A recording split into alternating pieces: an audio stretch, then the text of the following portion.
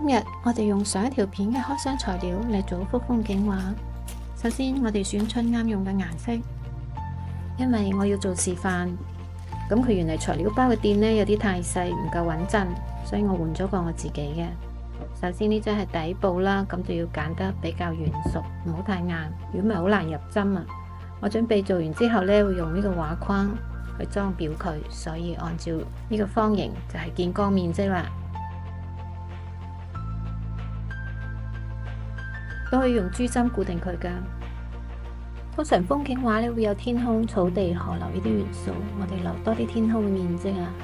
地表有穿插嘅遠近景，就種棵樹添。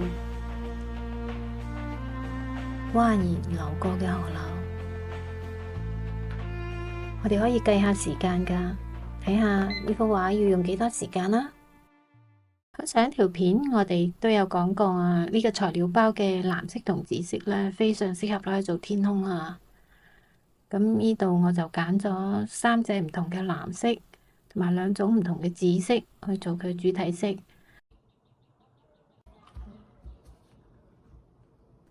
呢個係個配嚟嘅針，我攞支粗針，一支幼針出嚟，我演示俾大家睇下。粗針呢係好難落針㗎，因為佢阻力好大啊，直情彈得出嚟添。OK，我哋都係用返幼針啊，容易落手啊。首先我哋固定下佢四周，要比較鬆弛啊，向內中推進，盡可能均勻咁加字。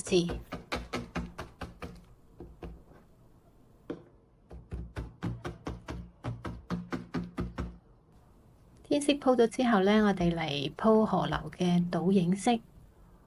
咁所謂倒影就係同天空嘅顏色啱好成鏡像啦。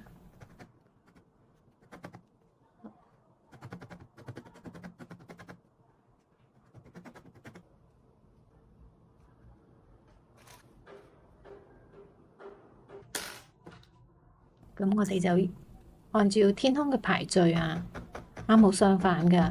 咁就由深藍啦，接駁啲紫色，然之後到淺藍色。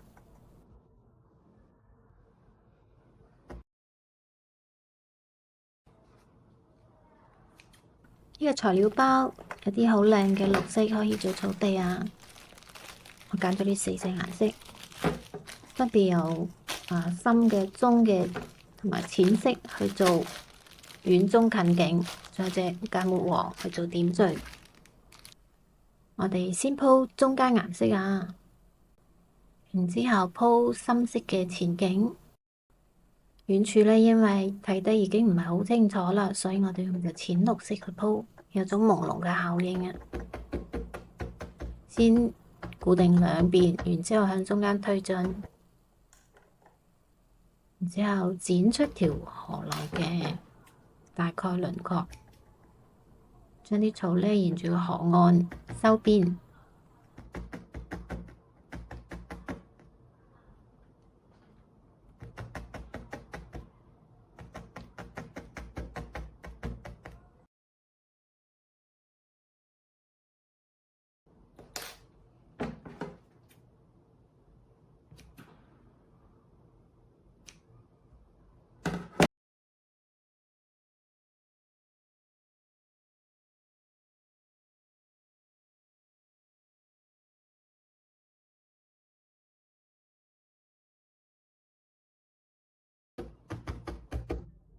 OK，我哋大概用咗12分鐘就做咗呢個底色嘅鋪序。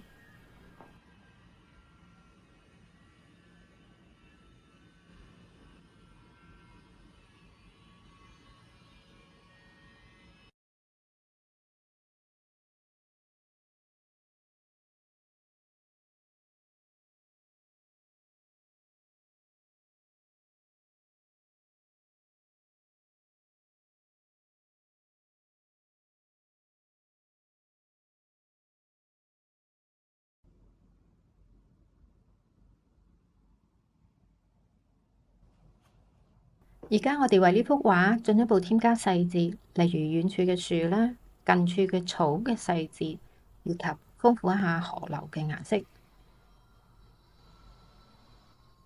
我就發現呢個材料包呢係缺少一隻深綠色嘅，咁而家我哋就利用呢個材料包現有嘅兩隻色，一隻綠色同黑色去調隻深綠出嚟。調色嘅過程同水彩好似㗎，將唔同嘅顏色反覆混和，其實就模仿蒸酥羊毛嘅過程。OK，我覺得咁嘅顏色差唔多啦。而家嚟講下個樹嘅結構，我哋大概會模仿佢幾個球形，然之後穿插住一啲樹枝。呢度我直接用黑色去表達樹幹、樹枝啦。咁要做得盡可能細緻啲，令到樹枝之間仲可以透空睇見天色。樹葉呢，就用幾個球形去表達就得啦。由得佢有深淺唔一樣嘅顏色唔緊要，正好模仿佢嘅受光面同埋背面啦。落少少陰影色。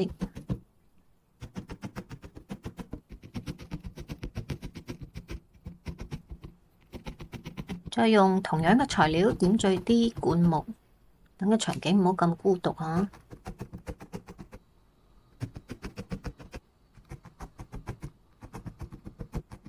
喺呢個時候呢，大體就已經做完啦。咁我哋可以豐富呢個畫面嘅顏色。呢個時候我攞咗好少嘅橙色嚟加喺雲之間，好少就夠。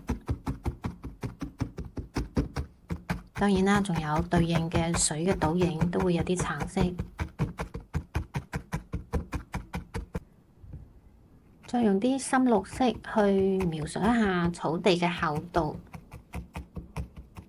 咁望起嚟呢，佢就有更加真實嘅立體感啦。沿住嘅河邊，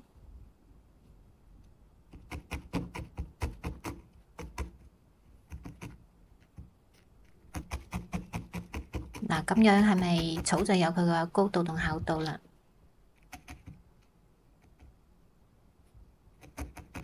而家呢個步驟呢，我哋就係將呢幅畫最淺嘅高光顏色以及最深嘅顏色表達出嚟。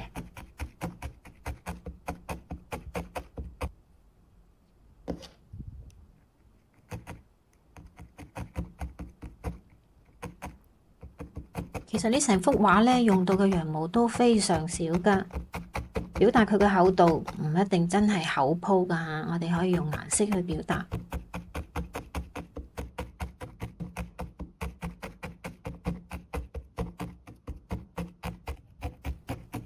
後期我哋再做返啲顏色之間嘅過渡就可以啦，等佢唔好咁唐突咯。我哋可以清晰咁睇到呢個河流仲缺啲咩顏色㗎嚇，我哋可以鋪返啲淺藍色，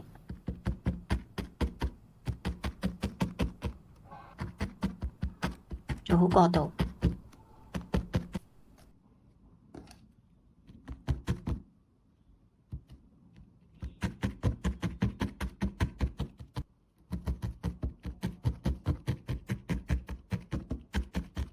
而家我哋添加啲明黃色或者芥末黃啊，我係齊輯輯咁剪咗佢嘅，因為我要喺最近嘅位置模仿草嘅形狀。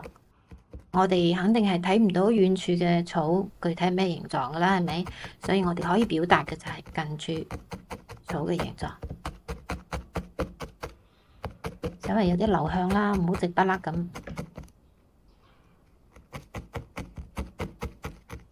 呢幅畫所有嘅顏色都係材料包度有㗎。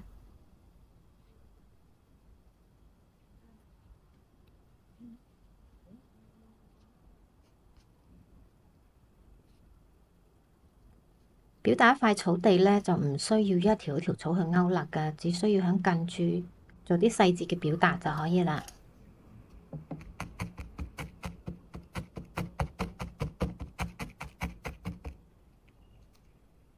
如果你鍾意類似嘅教程，請你喺留言區話畀我知啊，點樣可以鼓勵我以後多啲做咁樣嘅教程㗎？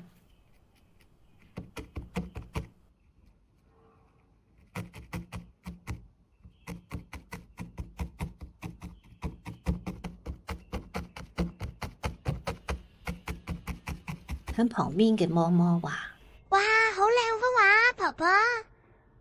係啊，仲好簡單添。我哋前後做咗大概半小時，修剪下幅畫。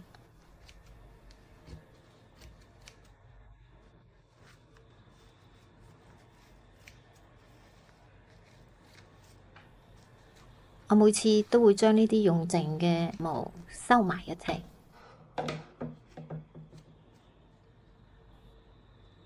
嗱，呢一袋呢係我今年大半年所儲埋嘅，話唔定下次你見我做手工又見到佢哋㗎喇。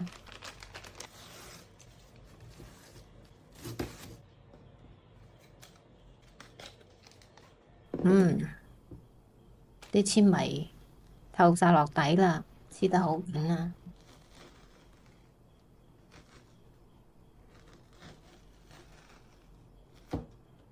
用塊面板壓住，將多餘嘅面積剪出嚟。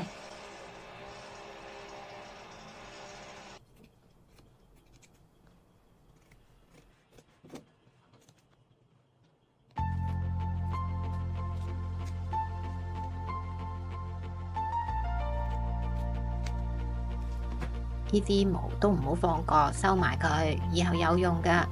呢種顏色簡直就係人哋冇嘅。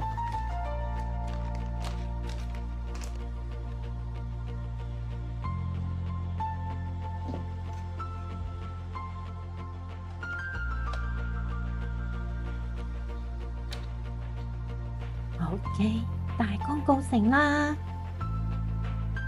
噔噔噔噔，半小時做幅咁靚嘅畫，鍾唔鍾意啊？